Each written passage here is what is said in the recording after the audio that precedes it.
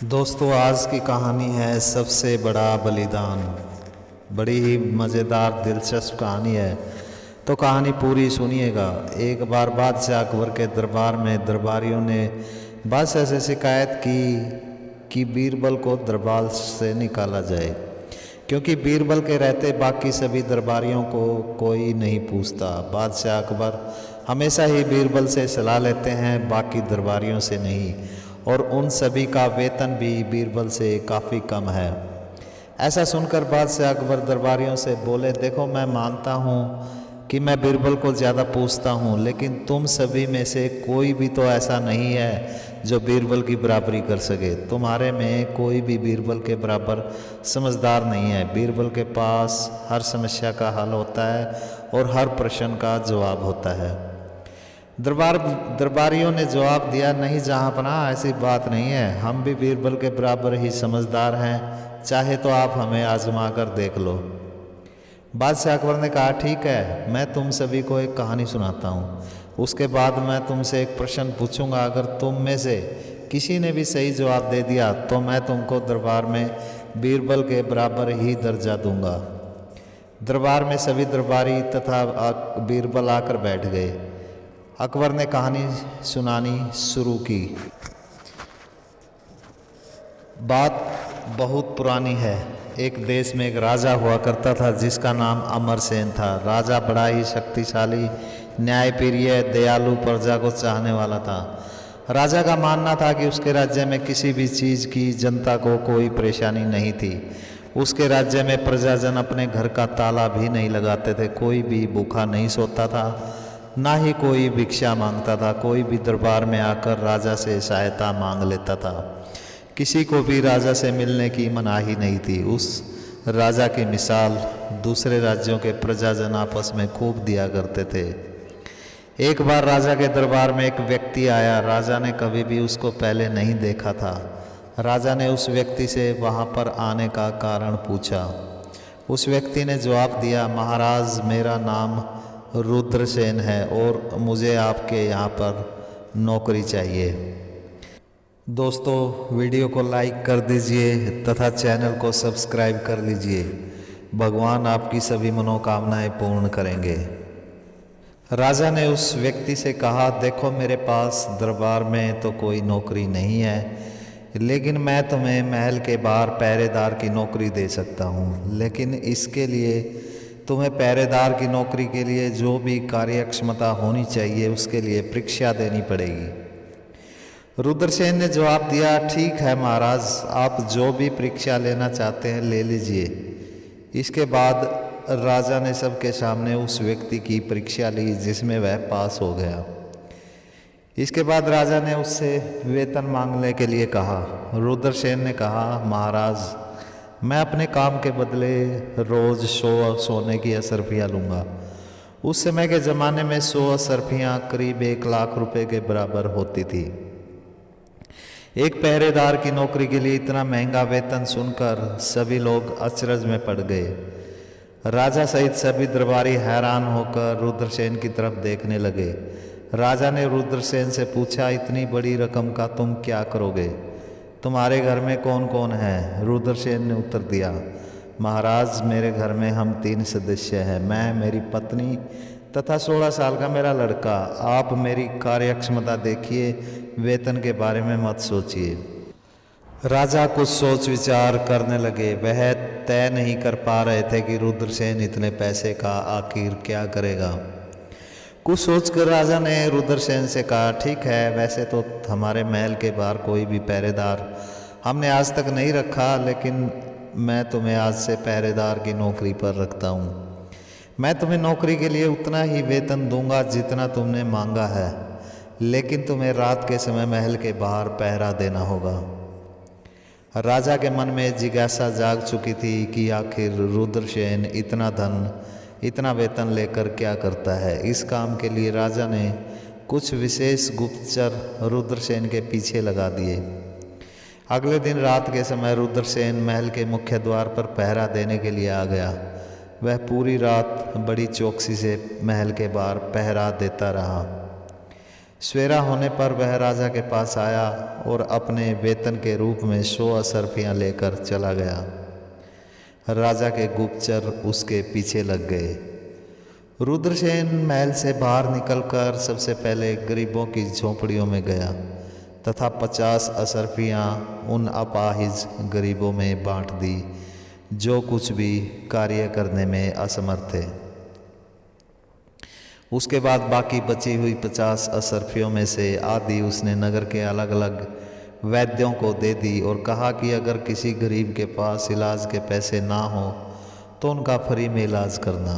उसके बाद बची हुई असरफियों में से उसने भोजन तैयार करवाया और उन गरीबों में बंटवा दिया जो खुद पकाने में असमर्थ थे। उसके बाद जो भी भोजन बचा उसको लेकर वह अपने घर पर आ गए तथा सबसे पहले अपने पुत्र को खिलाया। उसके बाद पति पत्नी ने खुद भोजन खाया। गुप्तचरों ने जाकर राजा को सारी बात बताई। राजा को बड़ी हैरानी हुई। रात के समय रुद्रसेन फिर से पहरा देने के लिए महल के मुख्य द्वार पर आ गया। राजा ने रात के 1 बजे उठकर मुख्य द्वार की तरफ देखा कि रुद्रसेन जागकर पहरा दे रहा है या नहीं, लेकिन उसको यह जानकर संतोष हुआ कि वह पूरी मुस्तैदी के साथ पहरा दे रहा था। सवेरा होने पर रुद्रसेन फिर से राजा के पास आया तथा अपनी 100 स्वर्ण मुद्राएं लेकर चला गया। गुप्तचर भी चोरी छुपे उसके पीछे पीछे चले गए। रुद्रसेन महल से निकलकर सीधा ऐसे गरीब परिवारों में चला गया जिनकी लड़कियां शादी लायक हो गई थी। उसने आधी स्वर्ण मुद्राएं उन सभी गरीब लोगों में बांट दी। उसके बाद बची हुई स्वर्ण मुद्राओं में से आधी उसने गुरुकुल में जाकर दान कर दी और गुरुजनों को कहा कि किसी भी गरीब लड़के की शिक्षा उसकी गरीबी के कारण नहीं रुकनी चाहिए। इसके बाद बची हुई स्वर्ण मुद्राओं में से रुद्रसेन ने खाना तैयार करवाया और गरीबों को खिलाकर बचा हुआ खाना अपने परिवार के साथ मिलकर खाया। गुप्तचरों ने पूरा विवरण राजा को जाकर सुनाया। राजा कुछ सोच विचार करने लगे। राजा को एहसास हुआ कि उसकी प्रजा पूरी तरह सुखी नहीं है। रात के समय रुद्रसेन फिर से पहरा देने के लिए महल के मुख्य द्वार पर आ गया।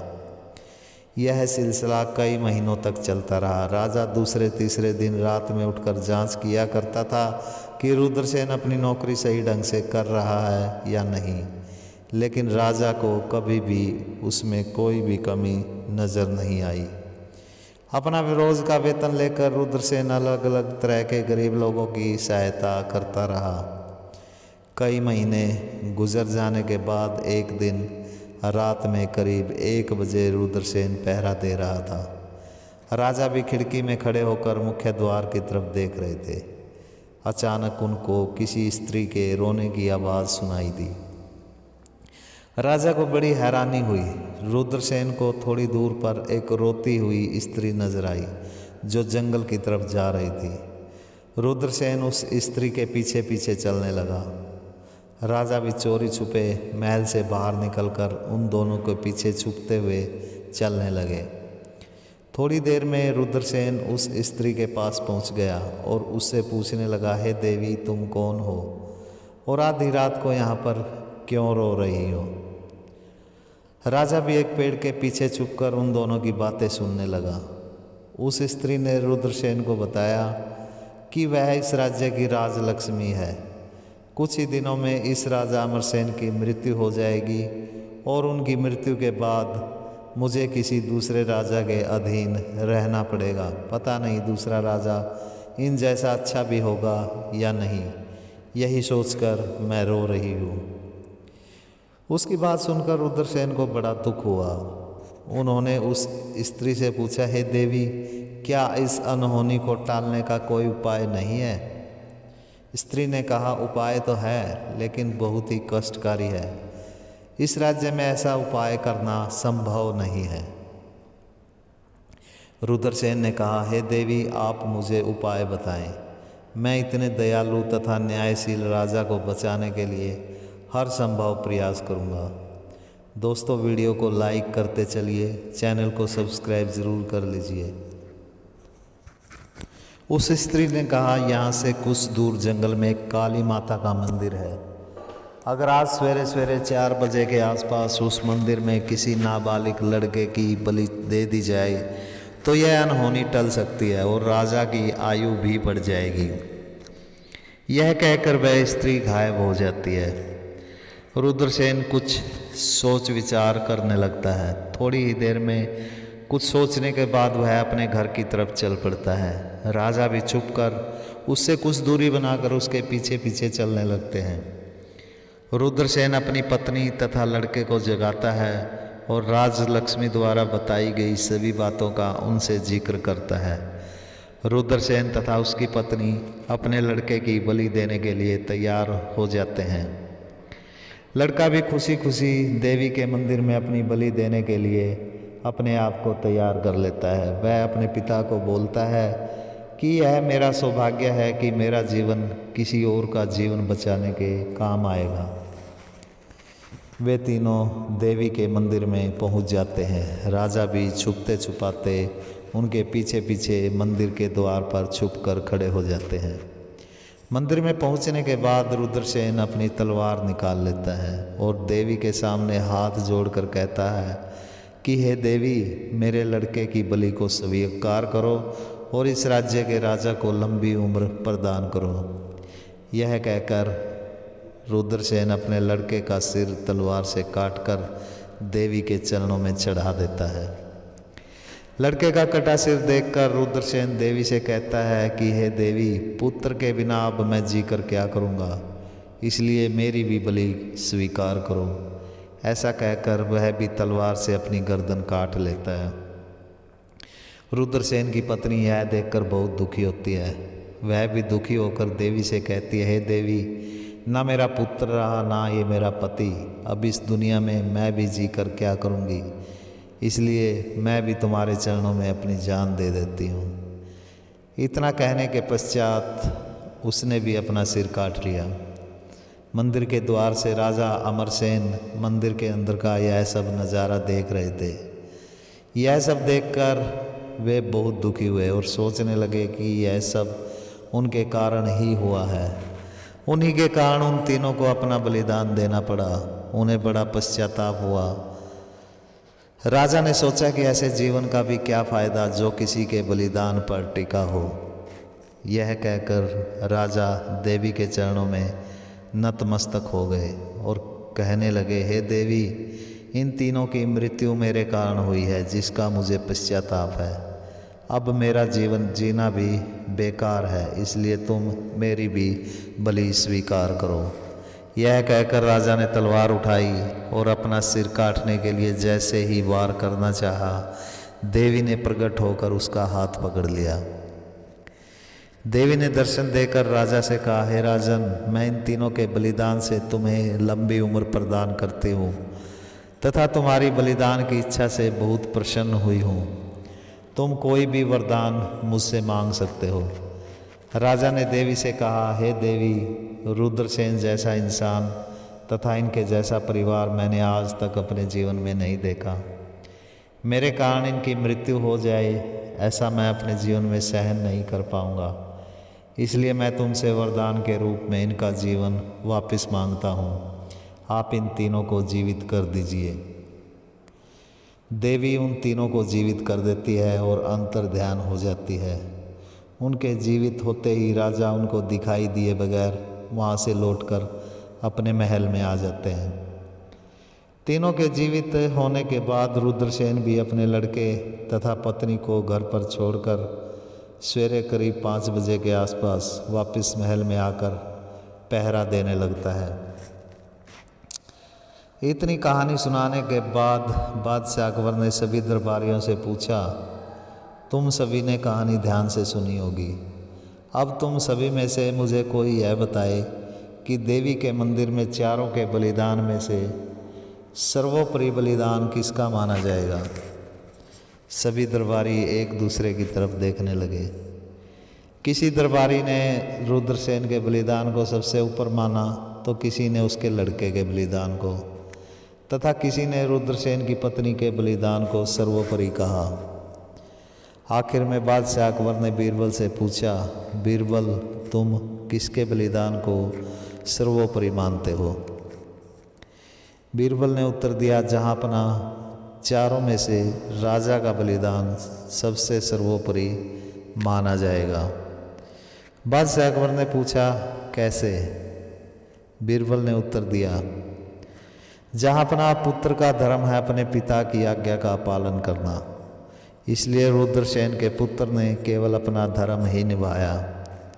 सेवक का काम होता है अपने राजा के लिए सब कुछ कुर्बान करना, इसलिए रुद्रसेन ने भी अपना बलिदान देकर अपना सेवक होने का धर्म ही निभाया। पत्नी का धर्म होता है अपने पति का अनुसरण करना, पति का सुख दुख ही पत्नी का सुख दुख होता है, इसलिए उसका बलिदान भी सर्वोपरि नहीं है। अगर कोई राजा अपनी प्रजा के लिए अपना बलिदान देने के लिए तैयार हो जाए तो उससे बड़ा बलिदान कोई हो ही नहीं सकता। एक सेवक तथा उसके परिवार के लिए राजा उग्रसेन ने अपना बलिदान देने के लिए बहुत ज़्यादा सोच विचार भी नहीं किया, इसलिए राजा का बलिदान सर्वोपरि माना जाएगा। बीरबल का जवाब सुनकर सभी दरबारी संतुष्ट हो गए तथा दरबारियों ने बादशाह अकबर से अपने कहे की माफ़ी मांग ली। दोस्तों, वीडियो को लाइक कर दीजिए, चैनल को सब्सक्राइब ज़रूर कर लीजिए। भगवान आपकी सभी मनोकामनाएं पूर्ण करेंगे। धन्यवाद।